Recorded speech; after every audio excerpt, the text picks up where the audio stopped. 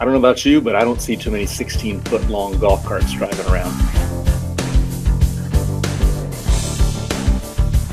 GolfCartingTV is your inside source for the coolest upgrades, mods, and accessories to take your trusty golf cart from drab to fab. Hey there, and welcome to GolfCartingTV. My name is Matt with Converted Carts. Thrilled to have you here today. We've got a great episode, and if this is your first time, glad you're here. Welcome in. Love for you to subscribe, share, like, do all that kind of fun stuff, but hopefully you'll enjoy today's episode. If you're a regular and you're back, that's awesome too.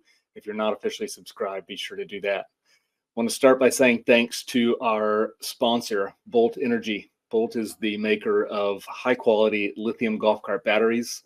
You've got to experience the power behind a Bolt Energy lithium battery. BoltEnergyUSA.com. So as I mentioned in the intro, 16 feet long, this golf cart that we're going to look at today with Eric down in South Carolina. He has built something that is truly special.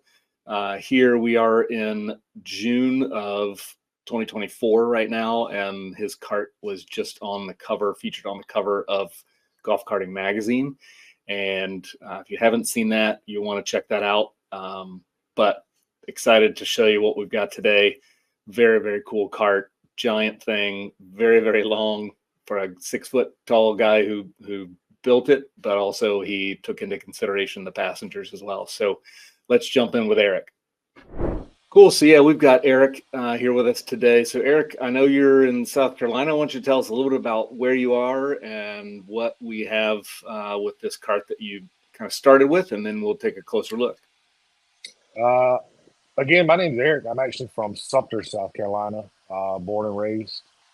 Yeah, it started from a cart that my brother bought. It was literally just a frame, and he was going to essentially build it the same way that I did, more or less. He just wanted a big cart.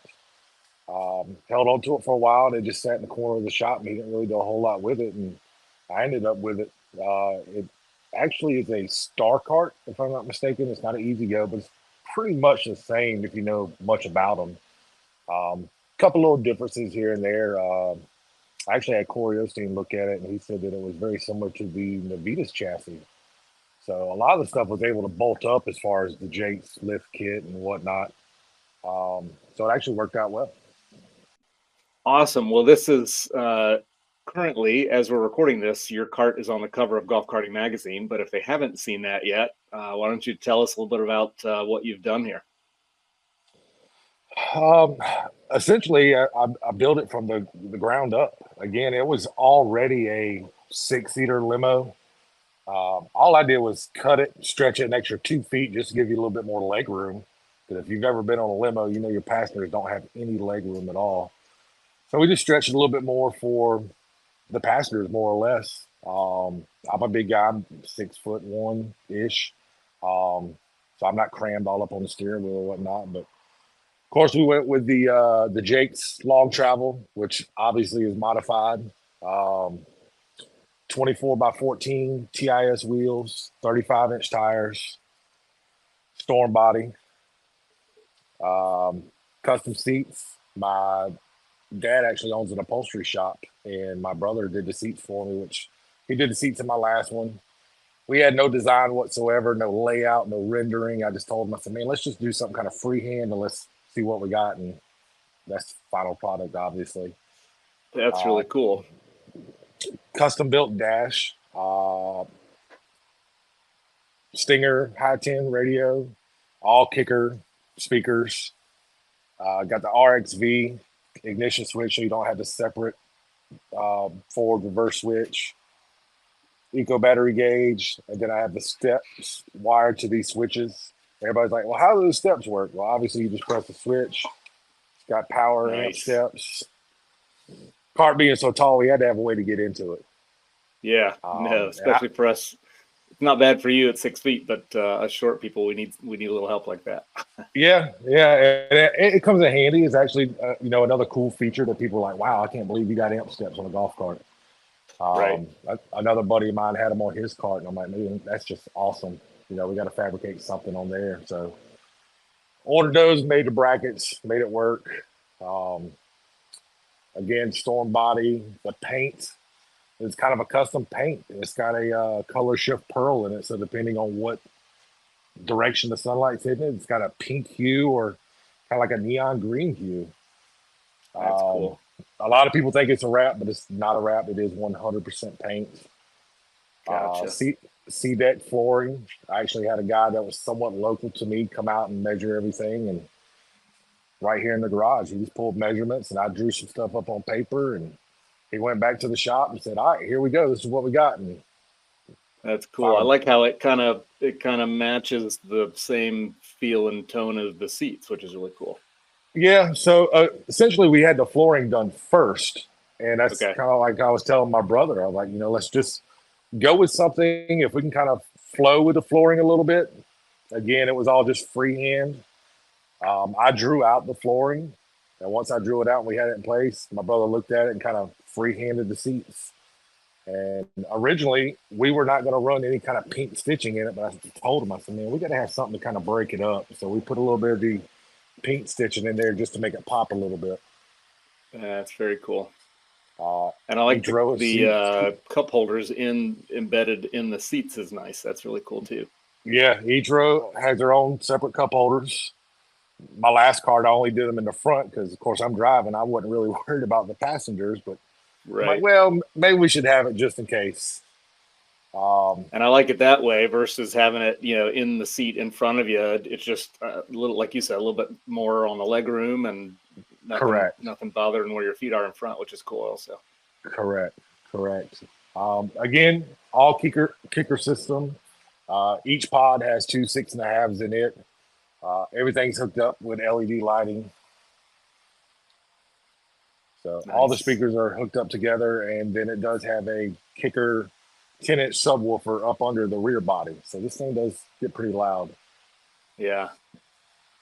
And then the battery, I assume, is under that last one there. There we go. The one and only. Nice. Yeah. Very nice. Yep, 70 volt eco. I do have a blue top Optima, which essentially is just running my amps for my stereo, which are mounted on that back wall back there. So yeah, the cart runs off the Eco battery.